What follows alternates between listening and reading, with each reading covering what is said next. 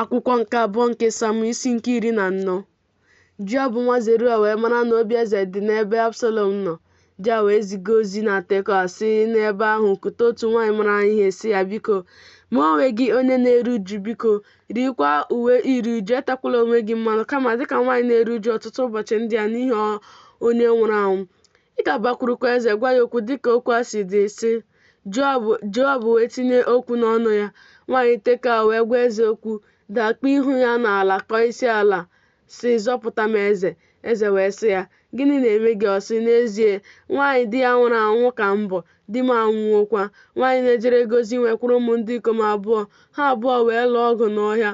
Ọ dịghịkwa onye nnapụta n'etiti ha, ma otu onye tigburu ibe ya mee ka ọ nwụọ. Ma lee, agbụrụ ha niile biliwo megide nwaanyị na-ejere gị ozi. Ha wee sị, naanị onye tigburu nwanne ya ka anyị wee mee ka ọ nwụọ n'ọnọdụ ndụ nwanne ya onye o gburu.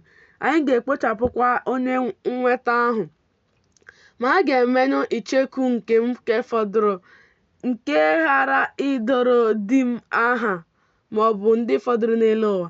Eze wee sị nwaanyị ahụ, laa n'ụlọ gị, mụ onwe m ga-enyekwa iwu banyere gị. Nwaanyị Tekoa ahụ wee sị eze, n'isi m onye nwe m eze ka ajọ omume a dị, na n'isi ụlọ nna m, mee ma ka eze na ocheeze ya bụrụ ndị ikpe na-amaghị. Eze wee sị onye na-agwa gị okwu, mee ka ọ bịakwute m, ọ gaghị emetụkwa gị aka ọzọ. Nwaanyị ahụ wee sị, biko ka eze cheta Jehova bụ Chineke gị, ka onye ọbụ ọbara ghara ibibi nke ukwuu, ka ha wee ghara ikpochapụ nwa m nwoke. David wee sị, Jehova na-adị ndụ, ọ dịghị otu n'ime agịrị isi nwa gị ga-ada n'ala. Nwaanyị ahụ wee sị, biko ka nwaanyị na-ejere gị ozi gwa onye nwe mbụ eze okwu, sị o kwuo. Nwaanyị ahụ wee sị, ọ bụkwa n'ihi gịnị ka ị chere ihe dị otu a megide ndị Chineke? N'ihi na eze na-ekwu okwu a dịka onye ikpe mara, ebe eze na-adịghị eme ka onye nke ya chụpụrụ achụpụ lọta. N'ihi na anyị aghaghị ịnwụ, anyị dịkwa ka mmiri nke a na-awụsi n'ala, nke a na-agaghị achịkọta. Ma Chineke ewepụghị ndụ, kama ọ na-eche echiche ka onye achụpụrụ achụpụ wee ghara ịbụ onye achụpụrụ n'ebe ọ nọ. Ma ugbu a, ebe m bịaworo ịgwa eze bụ onye nwe m okwu a, ọ bụ n'ihi na ndị m emewo ka m tụọ egwu. Nwaanyị na-ejere gị ozi wee sị, biko ka m gwa eze okwu, eleghị anya ọ ga-eme okwu nke ohu ya nwaanyị, n'ihi na eze ga-ana ịnapụta ohu ya nwaanyị n'ọbụ aka nwoke a na-achọ ikpochapụ mụ onwe m na nwa m nwoke n'otu ihe nketa Chineke.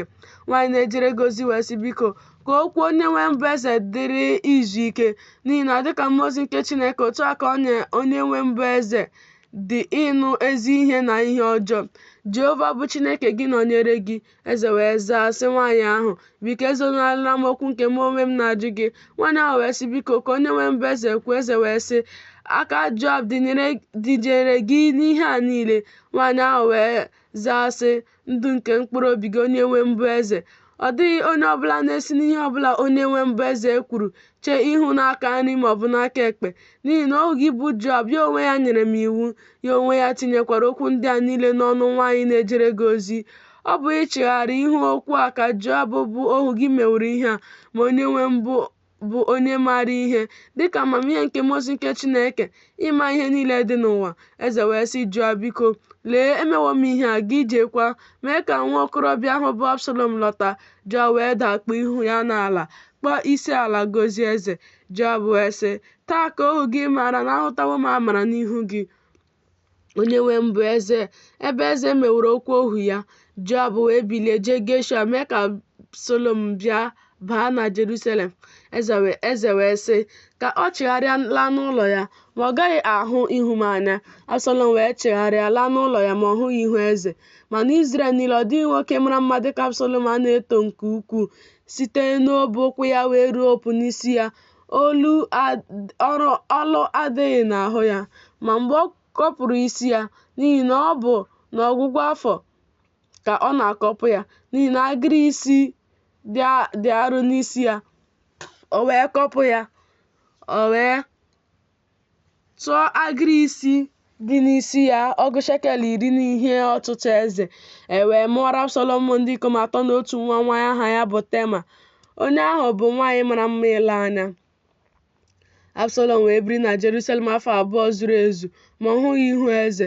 Absalọm wee zigara Joab ozi iziga ya jekwuru eze, ma o kweghị bịakwute ya. O wee ziga ọzọ nke ugboro abụọ, ma o kweghị bịa, wee sị ndị ohu ya, leenụ oke ala ubi Joab dị n'akụkụ ala m. O nwekwara ọka balị n'ebe ahụ, jeenụ so ya ọkụ. Ndị ohu Absalọm wee so oke ala ubi ahụ ọkụ. Joab wee bilie bịakwute Absalọm ruo ụlọ ya, sị ya, n'ihi gịnị ka ndị ohu gị siworo oke ala ubi m ọkụ? Absalọm wee sị Joab, lee, ezitere m gị ozi sị, bịa n'ebe a ka m zigakwa gị jekwuru eze, sị, n'ihi gịnị ka m siworo na Geshua bịa? Ọ ga-adị m mma ma a sị na mụ onwe m anọdụ n'ebe ahụ ruo ugbu a, ma ugbu a ka m hụ ihu eze. Ọ bụrụkwa na ajọ omume adị n'ime m, ya mee ka m nwụọ. Joab wee bịakwute eze gosi ya. O wee kpọọ Absalọm. O wee bịakwute eze, kpọọ isi ala nye ya, kpuchie ihu ya n'ala n'ihu eze. Eze wee sụtụ Absalọm ọnụ.